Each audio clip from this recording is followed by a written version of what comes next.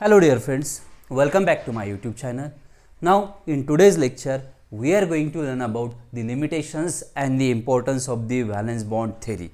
So in the previous lecture I have explained the postulates of the valence bond theory on the basis of the few examples. Now though these are the important postulates, but later on it is found that the valence bond theory cannot explain the formation of all molecules. So there are the few shortcomings or the limitations of your valence bond theory we are going to consider in this lecture. So besides these limitations, valence bond theory also introduced a few new important concepts regarding the nature of the chemical bond that we have to also consider in this lecture. So that will be the importance of your valence bond theory.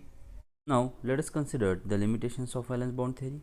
So the first limitation, valence bond theory explains only the formation of covalent bond in which the shared pair of electrons comes from the two different bonding atoms. However, it does not give any explanation for the formation of covalent coordinate bond in which both the electrons are contributed by only one bonded atom. Thus, this theory fails to explain the nature of covalent coordinate bond. So you can observe in the diagram. So in the first diagram, there is a contribution of a 1,1 electron by both the hydrogen atom and it leads to the formation of your covalent bond.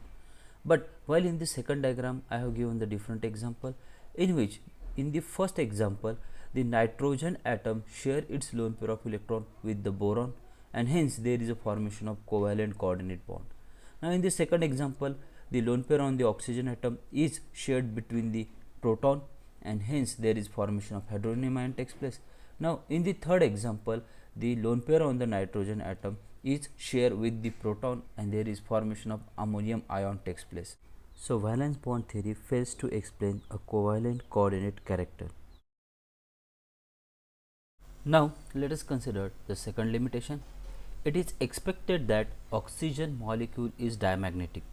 As the two oxygen atom forms the oxygen molecule, they have completely filled electronic configuration in the cell, which do not have any unpaired electron. However, experimentally the oxygen molecule is found to be paramagnetic in nature. So valence bond theory fails to explain the paramagnetism of your oxygen molecule. We can observe it in the next slide. Diamagnetic property means the electrons are paired in the molecule, while in the paramagnetic molecule the few electrons may be unpaired. Now you can observe in the diagram the 2py and the 2pz atomic orbital of each oxygen atom overlap with the 2py and the 2pz atomic orbital of another oxygen atom, which leads to the formation of your oxygen molecule in which all atomic orbital contain the paired electron.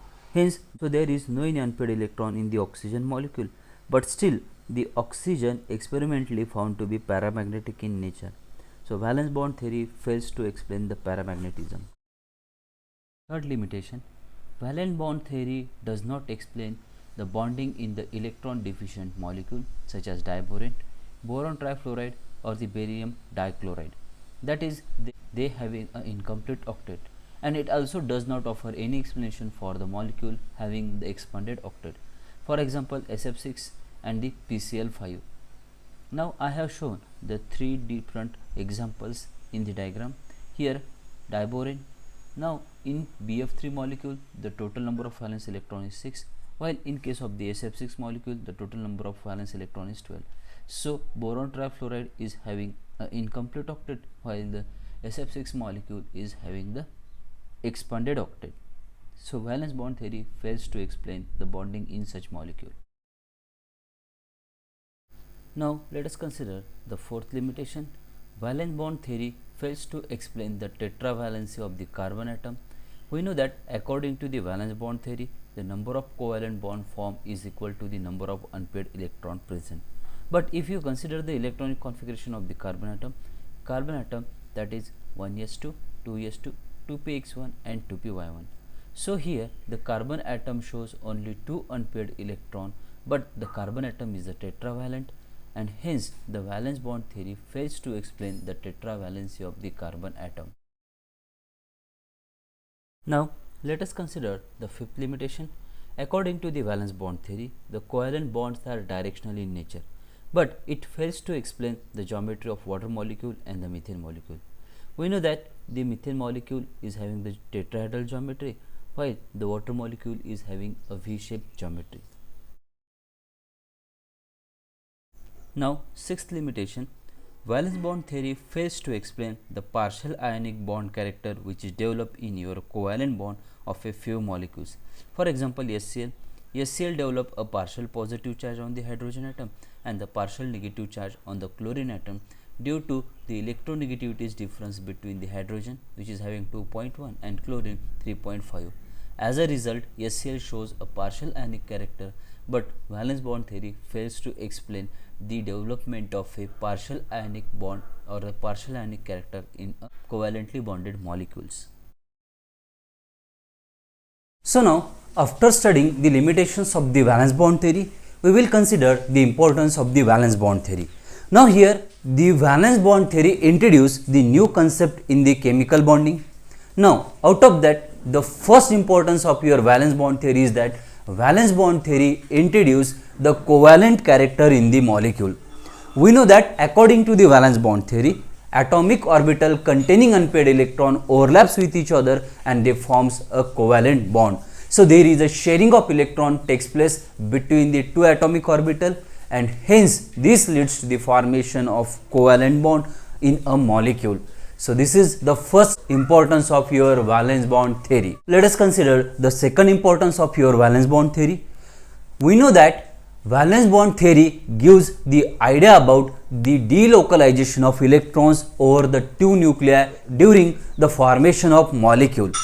We know that valence bond theory introduces the atomic orbital overlapping during a formation of a covalent bond. Atomic orbitals are the three-dimensional space where there is a probability of finding the electron is maximum. So here the electrons can be delocalized over that three-dimensional space in a molecule. So it introduced this new concept, that is the delocalization of electrons over the nuclei. Now let us consider the third importance of your valence bond theory. This valence bond theory gives the idea about a shielding effect or a screening effect of a electron. We know that when the atomic orbital overlap, they create a one common electron density region which screen the two nuclei, and hence it gives the idea about the screening effect or the shielding effect in a molecule. Let us consider the fourth importance of your valence bond theory. Here, valence bond theory gives the idea about the partial ionic character which is developed in a covalent bond. For example, let us consider the HCl molecule. We know that HCl molecule is formed by the covalent bond, but it develops a partial ionic character. Valence bond theory fails to explain the partial ionic character of covalently bonded molecule, but it gives the idea about this new concept. We know that in the HCl molecule, hydrogen is having a partial positive charge and the chlorine is having the partial negative charge due to the electronegativity difference between them one. So due to this partial positive and the negative charge, there is a probability of the development of a partial ionic character in the molecule. Valence bond theory though fail or it introduce this partial ionic character in a covalent bond molecule. Last and the fifth importance of your valence bond theory. Valence bond theory introduce the concept of resonance and the connection between the resonance energy and the molecular stability. We know that during the formation of a covalent bond, atomic orbitals are involved and atomic orbitals can delocalize the electron over the two nuclei. As a result, a new concept of your resonance can be explained on the basis of your valence bond theory. Thanks for watching this video. See you in my next video.